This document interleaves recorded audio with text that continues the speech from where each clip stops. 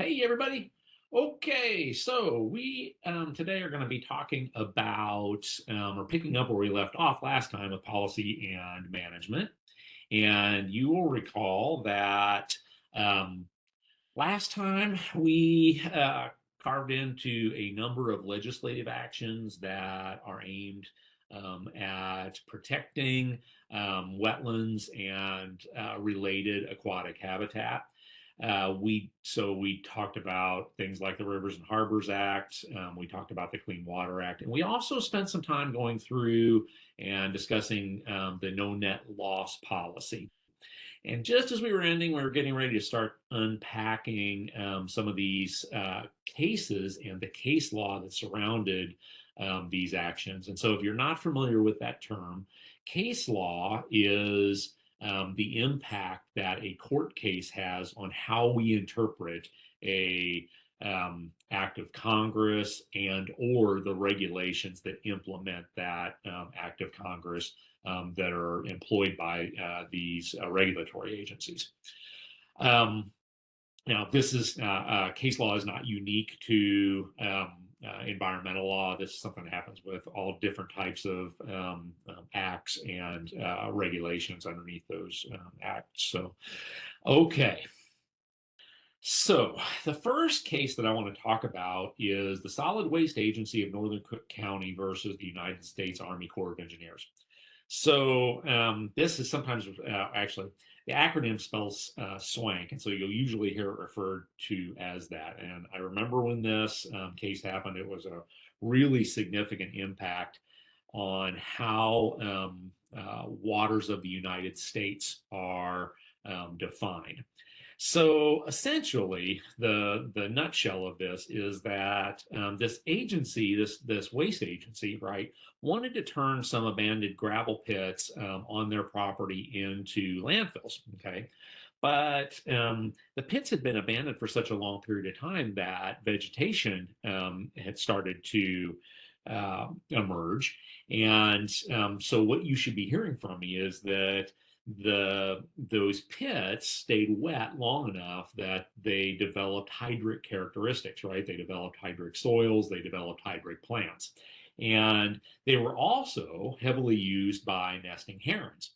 So, based on the Migratory Bird Treaty Act, right, the U.S. Army Corps of Engineers claimed jurisdiction over these wetlands. Now, these wetlands were relatively disconnected, on at least in terms of the surface appearance, from any navigable or traditionally navigable waterways. They were some distance away.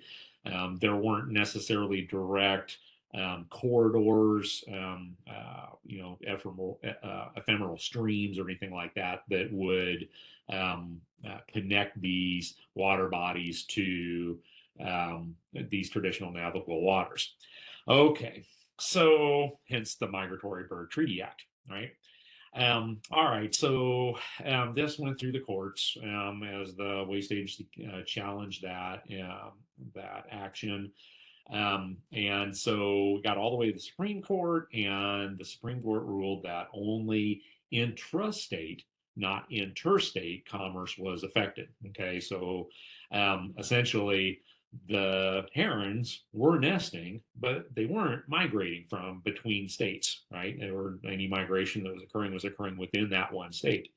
So they determined that these wetlands were not jurisdictional under the current law. So that then became case law. And moving forward, um, the U.S. Army Corps of Engineers no longer retain jurisdiction over those types of wetlands solely on the basis of their value to migratory birds. Okay. And that in turn made it easier to develop some isolated wetlands, right? And it was those wetlands that seemed on the surface, not to have a connection to traditionally navigable waters. All right. Well, the problem is that a lot of areas, and you can think about our area, so Galveston, Brazoria, Chambers, Harris counties, there are a lot of depressional palustrine wetlands, prairie potholes specifically, in our area that are part of the makeup of the sedimentary soils that cover our landscape. And they do have important functions. So let's look at those and let's talk about that for a second, unpack it a little. So this is actually the site where that waste site was located. And so this image predates that waste site. So back in 1944, and you can see it's just a black and white image, most likely flown over by airplane. You can see it's a composite of different images that were kind of pieced together here. And as you look at this, you can see a lot of small depressions in the landscape all over here, right? Looks like there might be a swale. It may or may not be wet in this area year round.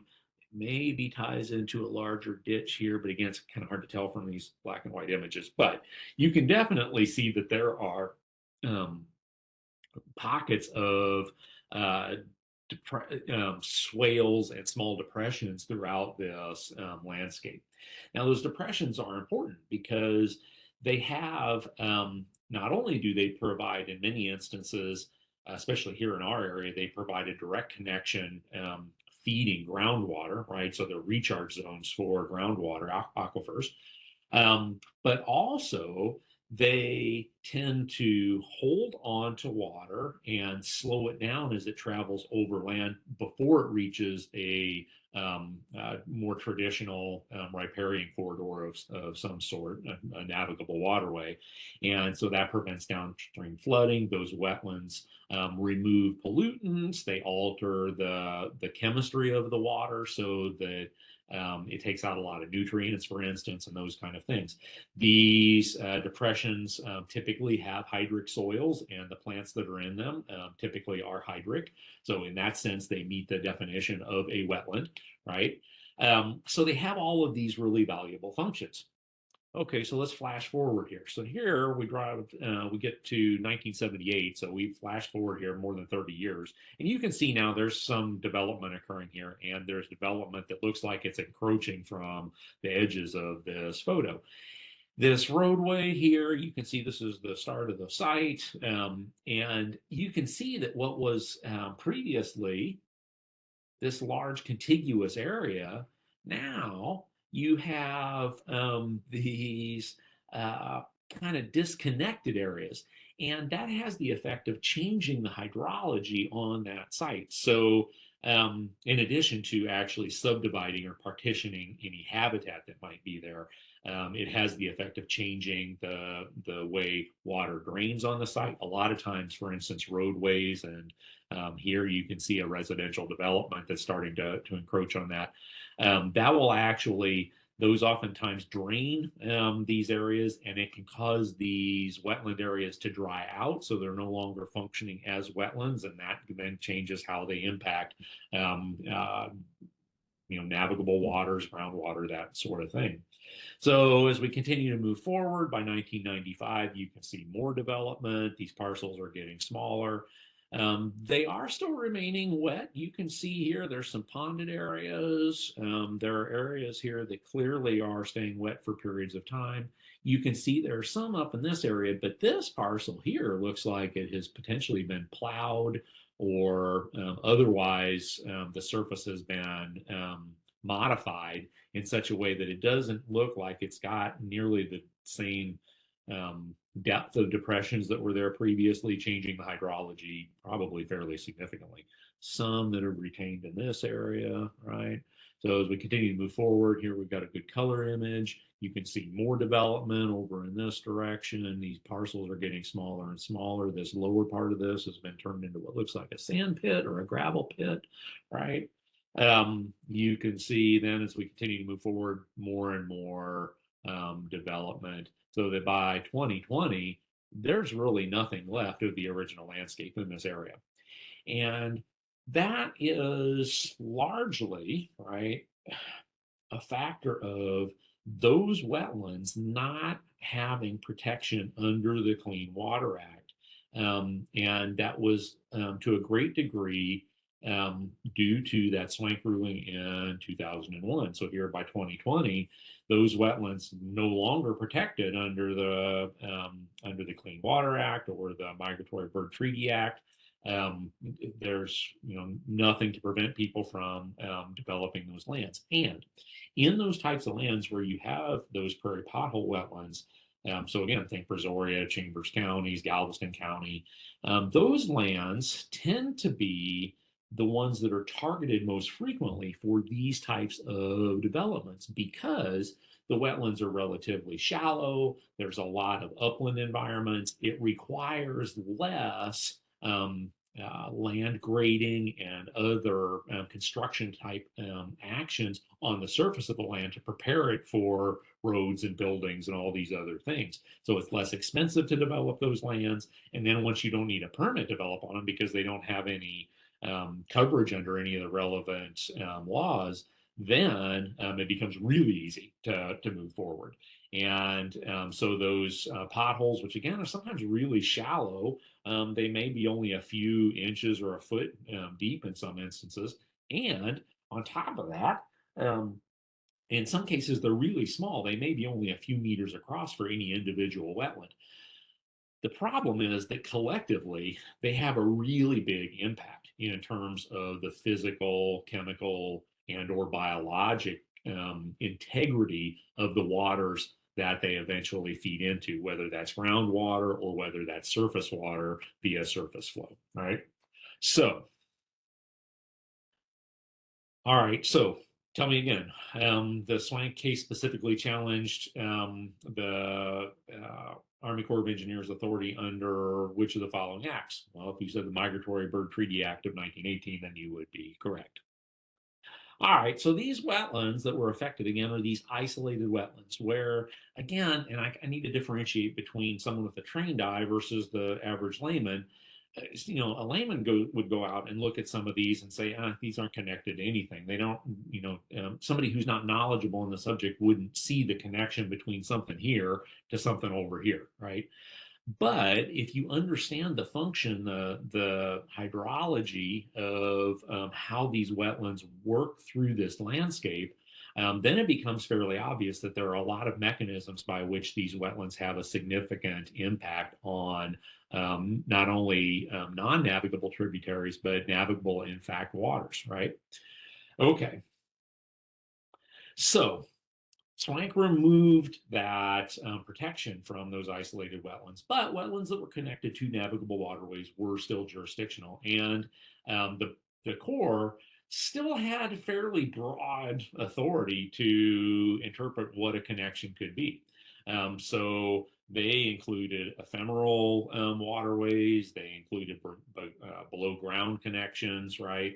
And so again, they had quite a bit of leeway there to interpret what that connection might be. Okay, well then that changed a few years later. This case, 2006, was a combined case. It's actually two different landowners. So this Rapinos Caribou case, both of the plaintiffs had some things in common, right? They both wanted to develop land that was technically wetlands under the definition by the Corps and the US EPA.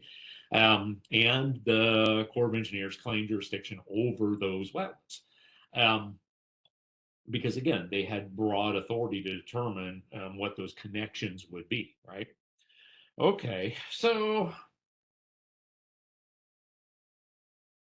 Rapinos argued that their property and the wetlands they're on didn't physically abut a navigable waterway and there was no visible hydrologic connection. Well, okay, so the USA's countered that there was a surface water connection to a subsurface drain that then connected to the waterway. So it wasn't a direct connection, but there was still a significant connection, right, that would impact the physical, chemical, biologic integrity of the receiving water. They also claimed that this was ecologically important habitat. And so I don't remember specifically what that was. I'd have to go back and look at it. It's been a while since I've looked at it now. But in any event, the other plaintiff here claimed that their property, they admitted their property was adjacent, the wetlands there on water also, but they were isolated from the navigable waterway. What the counterpoint from the Corps of Engineers was that the connection occurred at times, and typically this was intermittent, but occurred during things like high rainfall. So water that went into the wetland would be altered by the wetland, and then it would overflow via sheet flow to that navigable water. That wetland, through contacting and altering those waters, would have a physical, chemical, or biologic impact on the receiving water body, right? So essentially, the plaintiffs then continued to argue that the connections in navigable waters needed to have defined limits, and there needed to be some sort of line drawn here, right, that was easier to interpret and would take some of the latitude away from this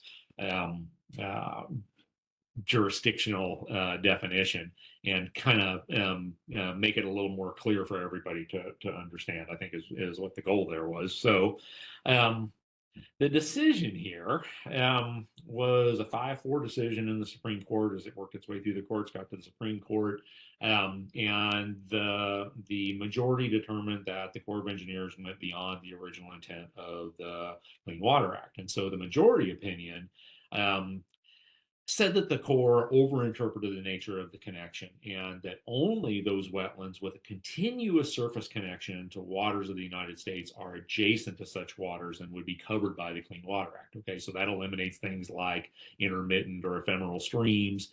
It would eliminate ground flow through the subsurface flow, those kind of things. So essentially, the argument here, the determination was that the criteria for adjacency and thus jurisdiction was that it had to have a relatively permanent and continuous surface connection. Okay. All right. So it wasn't that simple though, because the fifth vote on the majority was Justice Kennedy, now retired.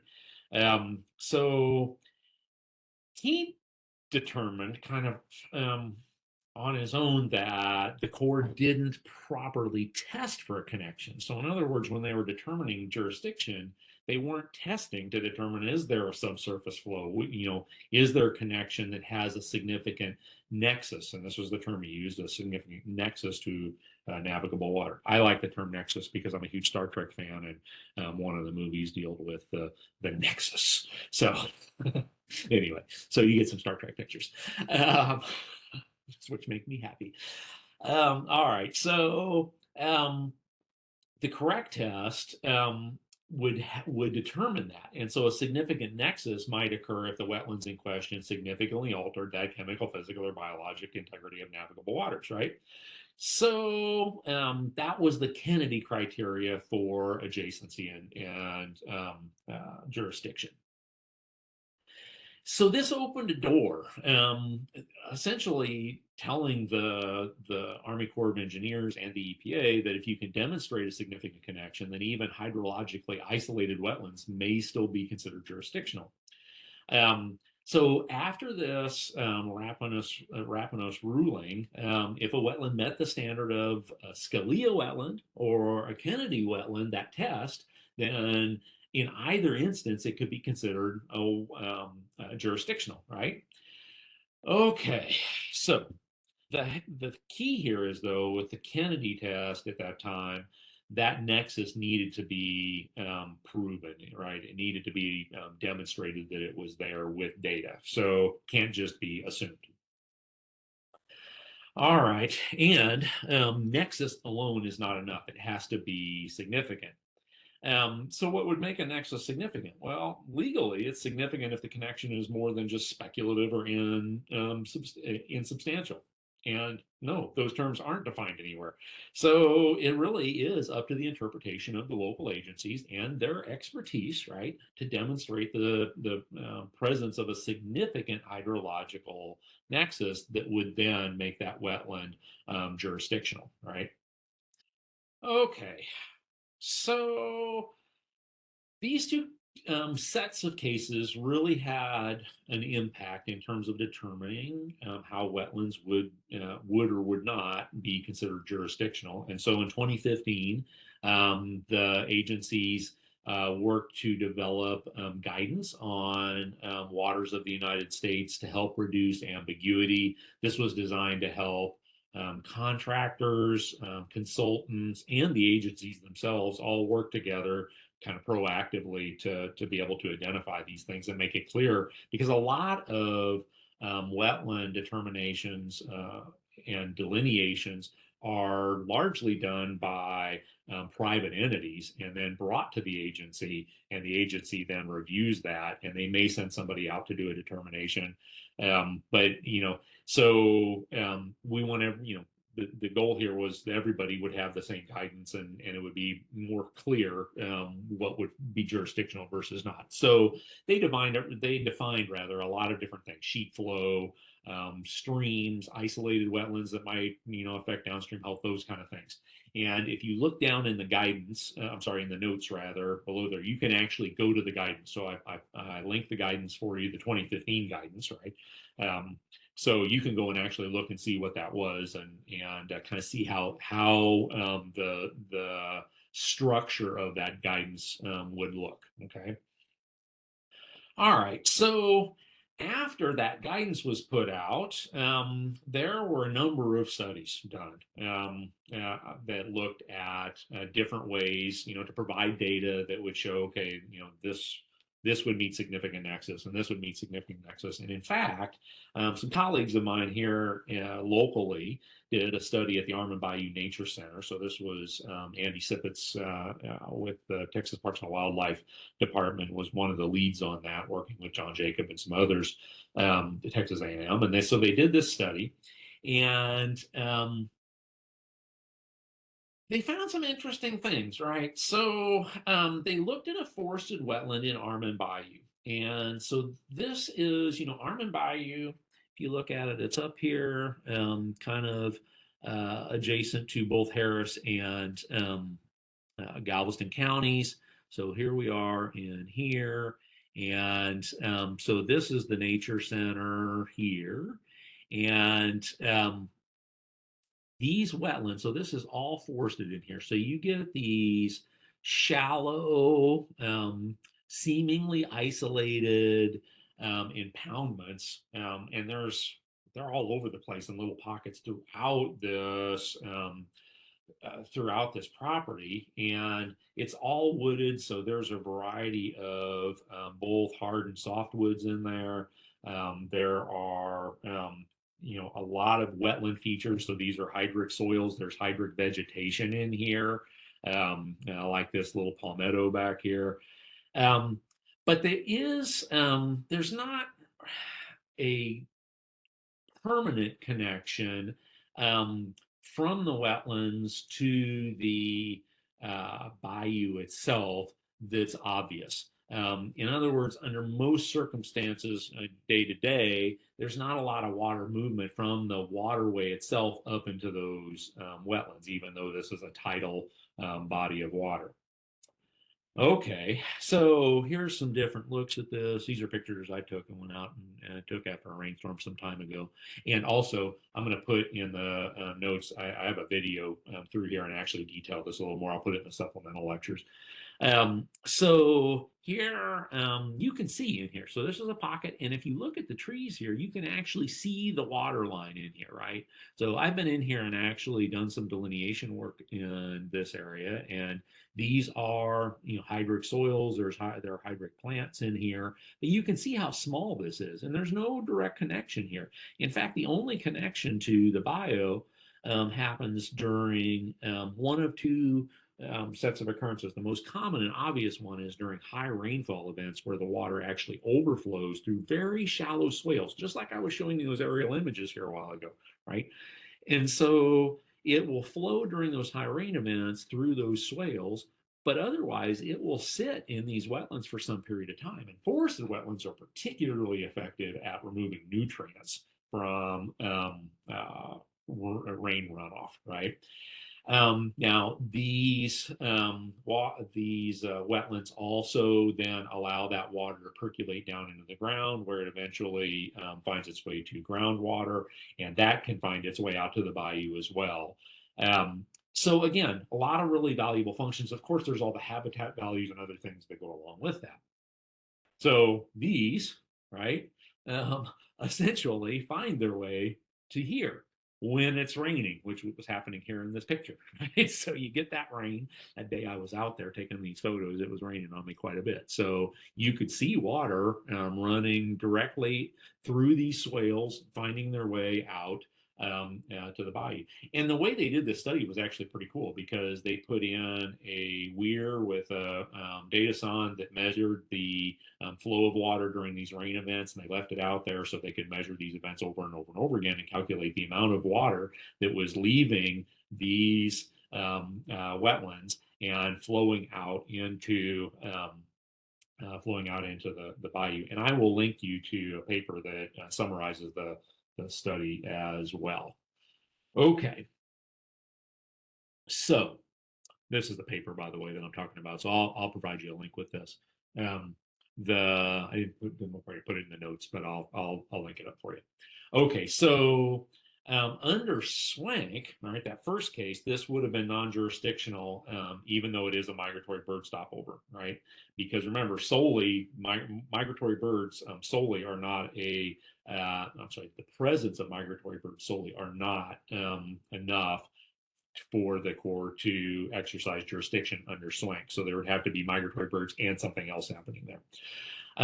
In this case, the flow to Armand Bayou is intermittent, and a lot of that freshwater input is sheet flow, so it's surface runoff, again, through these shallow swales during these rainstorms. So these criteria suggest significant nexus. And again, they were able to quantify that amount of water, which is important. Again, under Rapinos, you've got to be able to demonstrate that with data that you've got something there. Okay, so the reality is though this jostling back and forth over this definition continues. In 2020, there was new Waters of the U.S. Guidance that was put out. It focused more on the original definition of permanent surface flow. That was then in turn overturned in 2021. And the US EPA was tasked with updating that definition yet again. Okay, so you see the drama all through all of this, and this, from a practitioner standpoint, I have at this time I had quite a few colleagues that practice in these areas. It was confusing for them. It's difficult for the Corps and the EPA. So defining this is really important, but the jostling back and forth around it, is definitely problematic. So unfortunately, then there was yet another case, and that worked its way all the way to the Supreme Court as well. It seems to be the theme. So in this case, in 2023, it revisited the Rapinos Carabel decision, and they argued, I won't go through the whole details of it, but essentially they argued that, a broad waters of the United States definition amounts to government overreach. Okay. And so this is oftentimes this jostling back and forth between the regulatory community and the regulated community. And so there's a push by the regulated community for less regulation because they want to be able to have more freedom to develop areas that may have wetlands on them without having to go through these regulatory hoops and then potentially have to offset impacts to those wetlands because that costs them money, right?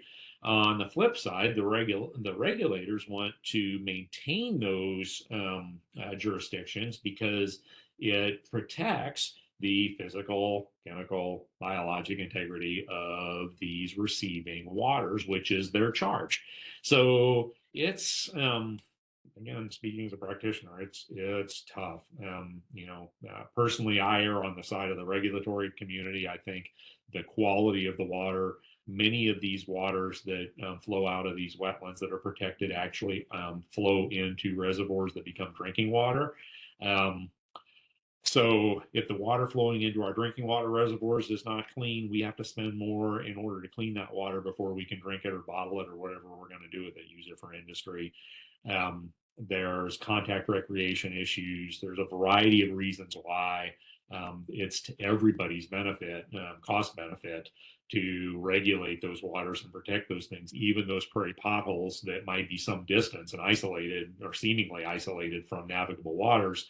They're not. This is all part of one big mechanism. When you start taking parts off of the mechanism eventually starts to fail, right?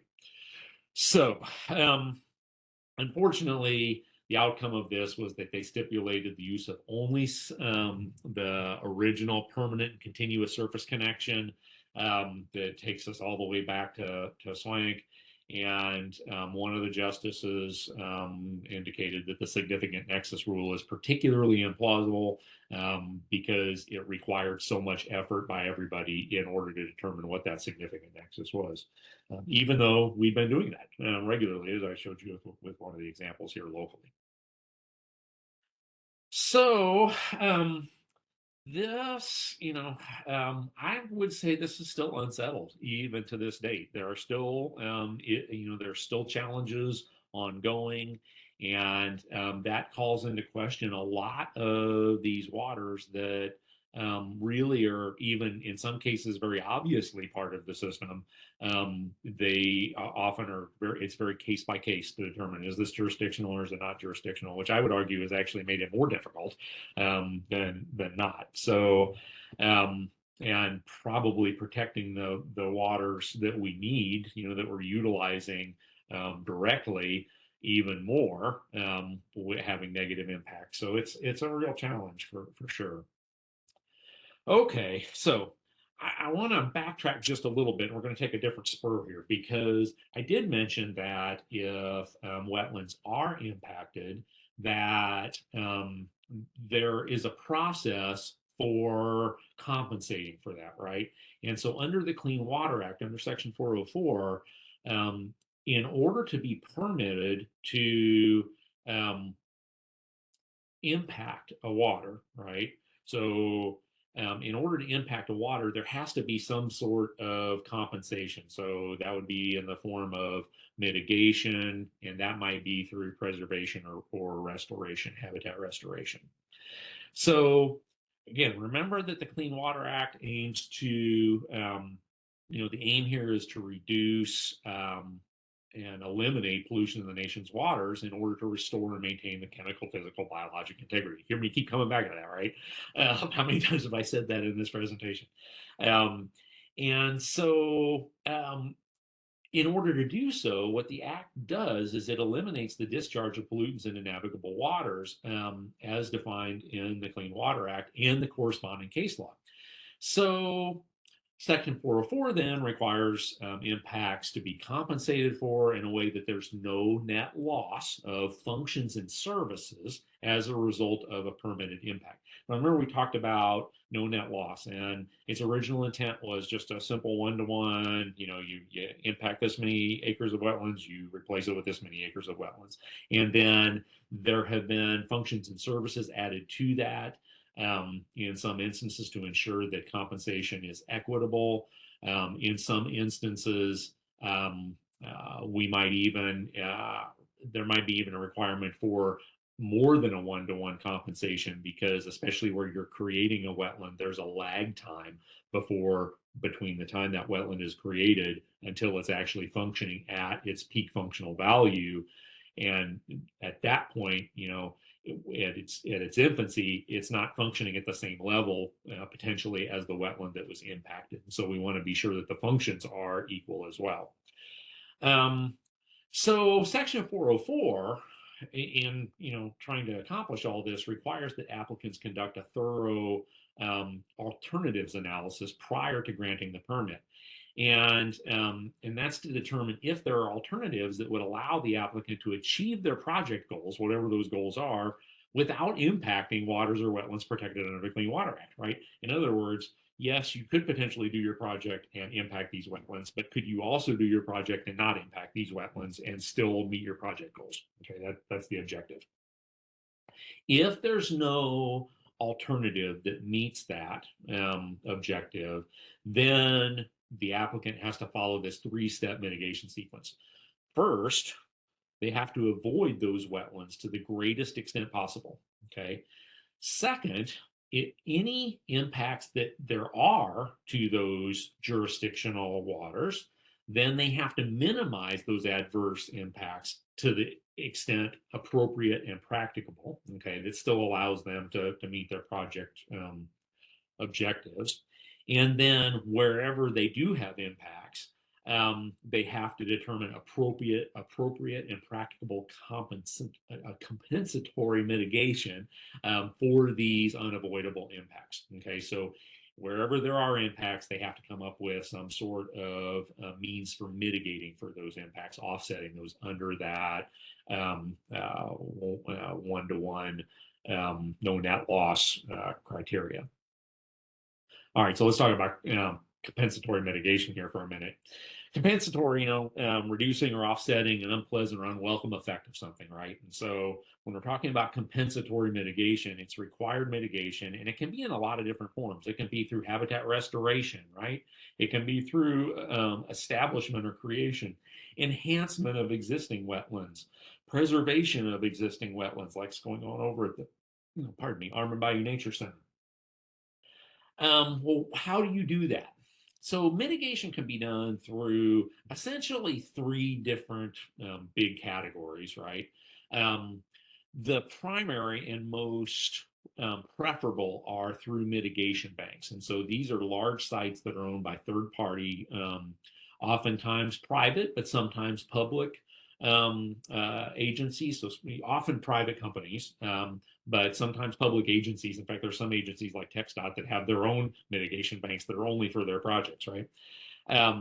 And so what they do is they sell credits to use that if you have impacts to wetlands, you can buy credits at these banks, and then they're automatically what you're paying for is those wetlands are already established, and you're paying for them to be maintained and protected in perpetuity. Okay, so banks do fill up over a certain period of time. All the credits are bought, and then you can't do anything more. That mitigation bank is then full and closed. It's still an operating wetland mitigation area that will continue to operate in perpetuity, is the idea. And these are sprinkled all over the place. There are many of them. So here's the Galveston Bay watershed. There are many of them within the Galveston Bay watershed. So the idea being that you can find mitigation opportunities in banks that are reasonably close to where your impacts are. That's the goal, right? And so more and more of these are happening every day, and there's a driver for this because in permitting actions, there's a preference for going to mitigation banks because of the success criteria. And we'll look at that here in a second. Another way to do it is in lieu fee mitigation. And so this is often where an applicant will reach out to, might be a nonprofit association or other organization that has projects going on, and they take donations that will help them restore or protect a property that they own that has wetlands that are comparable on it. So it's kind of a mitigation bank, but they're typically smaller and they tend to be more area specific. So we've got a few of those here in the Galveston Bay area, and a handful of land trusts. So these are accredited nonprofits, typically accredited by the Land Trust Association, LTA. And so they have the credentials, the staff, the knowledge to be able to identify wetlands and then protect and restore them. And they're able to operate and utilize tools to do that in perpetuity. And then the third type, and the least desirable one in the current day, is, as of this recording, is permittee responsible mitigation. And this used to actually be the most common type. And we're going to see why that isn't the case anymore. This is where the applicants complete wetland compensation on their own property, and it may even be on the site where the impacts took place. Now, there's some benefits to that if it's done well, because then you're offsetting the impacts right where the impacts occurred, so there's no regional differences. And if we're talking about sheet flow, well, then hopefully then the sheet flow that's coming off of that property is going to be as good as it was before the initial impacts were made, right? Again, this is stressed by a watershed approach to selection processes. So the requirements are, if at all possible, that mitigation be done within the watershed that the impacts occurred. Now, the way the watershed is defined can really be very large. So even though I mentioned there are mitigation banks throughout the Galveston Bay watershed, historically, impacts that may have occurred down here may have been mitigated some distance away, right, from where the actual impacts were. So in larger watersheds, that still can be somewhat problematic. But again, watershed, all the water's draining in, so it's better than not, right? All right, so how well does it work? Well, there have been a number of studies looking at this. There's some here locally, the Houston Advanced Research Center. I did some consulting work for them for a while. They, in 2014, commissioned a study. We did a smaller one at the Galveston Bay Foundation um, previous to that, but their study was pretty interesting. So they took a random sample of a number of complete administrative permit records. So these were permits that had gone all the way through the process. Um, so they pulled out 110 from over 7,000 that were issued between 1990 and 2012 in the counties surrounding the Galveston Bay area, right? And what they found was that 51 out of 110 permits, about 46% were out of compliance in terms of documentation. So that means the documents that were with the permit, that could be compliance documents that showed that they were going back out and monitoring those mitigation projects. Maybe those weren't present or weren't complete or weren't there at all. Well, not present. So they found that 38 of 62 requiring compensatory mitigation, about 61% were out of compliance with the compensatory mitigation requirements. So that would be specifically, they didn't create the mitigation that they were required to, they didn't buy enough credits, they maybe, again, there wasn't the right monitoring that was occurring there, and correction that comes after that monitoring. So if there was a problem that was caught during monitoring, maybe it wasn't corrected. There was one permit they found that was kind of interesting, that was in compliance with the mitigation requirements, but was out of compliance with the avoidance requirements. So they actually didn't avoid to the extent they were supposed to. So not super clean, right? So here we got 62 out of 110 permits that require compensatory mitigation. The total amount of fill from those 62 permits amounted to, so collectively, it was a little over 356 acres of wetlands. And those permits required for that 356 acres about 1,300 acres of mitigation. Now, remember, we talked about when you mitigate, if you're impacting something that is highly functional, oftentimes the mitigation is going to be more than 1-to-1 because of the lag time that might be associated with creating a wetland or restoring a wetland or enhancing a wetland, right? In some cases, the wetland that you impacted may not be easily created. And so if you're compensating with a different type of wetland, in those instances, in order to get the same function, you may have to set aside much more of that lesser wetland in order to have the same level of function. Okay. But here's the interesting thing of all of this is that the completed mitigation total only 236 acres, so not even as much as the actual impacts. And this included mitigation bank credits. So they were only meeting about 18% of the total requirement. So there were 10 projects that utilized mitigation banks. 3 of the 10, 30%, didn't comply because they lacked documentation that the credits were ever purchased. So we don't know if they actually bought the credits at the mitigation bank or not. Um, these permits accounted for only 33 acres of the wetland impacts. And so out of that whole bunch, right, that we talked about in the previous slide, only 33 acres. And they required the purchase of about 47, a little more than 47 credits from area mitigation banks, equaling about almost a 1.5 to 1 mitigation to impact ratio. The actual credits amounted to 39 acres, or about 82% of what was required, which was a 1.2 to 1 mitigation credit to wetland impact ratio. Okay, so slightly better than the overall that we saw in the previous slides, but still not quite meeting the requirement. So the Corps requires its districts to inspect 5 to 10% of all permits for compliance each year.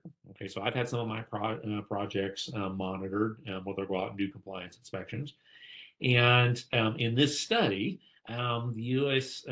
So the Corps' compliance inspections, they inspected 12 of the 110 permits, suggesting that suggested a non-compliance rate of about 30%. Right, so 3 out of 10 of these Corps inspected permits where work occurred, and this is much less than what they documented in our full study sample, which was 46%. So over 60% of all permits in the sample that required mitigation, documentation was found for only 18%. Okay, less than 20% of all the required mitigation acres and credits. So how well does it work? Ah, um, well, this failure, right, at these levels really undermines the goal of no net loss on the Texas coast, and really doesn't protect the vast majority of wetlands in this study area, right? So from this sample that the Houston Advanced Research Center looked at, it really isn't meeting the goal, okay? Generally, jurisdiction under these permits was limited to traditionally navigable waters. So those that are determined to have significant nexus under the Kennedy rule when that was still in play, and which would have been the time frame that these permits came from. And nearly 90% of wetlands lost to development in the past 25 years didn't even require a permit. So those wouldn't even have been captured under this study, right? So that would have been things like those prairie pothole wetlands that were excluded by SWANC. So like we talked about, there's recent research. That one in Armand Bayou is one. Actually, there were a couple different studies done in Armand Bayou. Baylor also did a study that was similarly interesting. And so there have been a number of studies, and there's definitely need for more research and better documentation of these functions for these non-jurisdictional wetlands, because in general, this is a significant problem. If you look just at these 4 counties around the Houston area, our population change by the time, if we look out another, 15 years, our population growth in these areas where there are wetlands that are currently not protected under the Clean Water Act or any other regulatory authority is really significant. And as we've seen, this development where there's no protection, there's no other mechanism for maintaining these types of isolated wetlands, particularly in our area, these prairie pothole wetlands. That again, we know through data have a significant impact on our watershed, on the habitats, on water quality, on flooding. And so it's not just the physical, chemical, biologic integrity of the waterways, but also these have meaningful impacts on the health and well-being of the very people that are going to inhabit these homes. When you take away these prairie potholes, you're removing sponges that hold on to floodwater that is otherwise going to find its way into these houses. And there are significant costs to those homeowners, sometimes in cash, sometimes in lives. And there are significant subsequent costs to our society as a whole. So there's motivation to address this issue within the scientific community. So what's the upshot here? Um, in general, when we're talking about mitigation, third-party responsible projects, in other words, these mitigation banks and in lieu fee projects, tend to be better in terms of the overall effect than smaller individual projects. And that's why there's a preference by the regulatory agencies to send applicants to these mitigation banks as a priority. And oftentimes individual mitigation projects are the last resort if they're approved at all.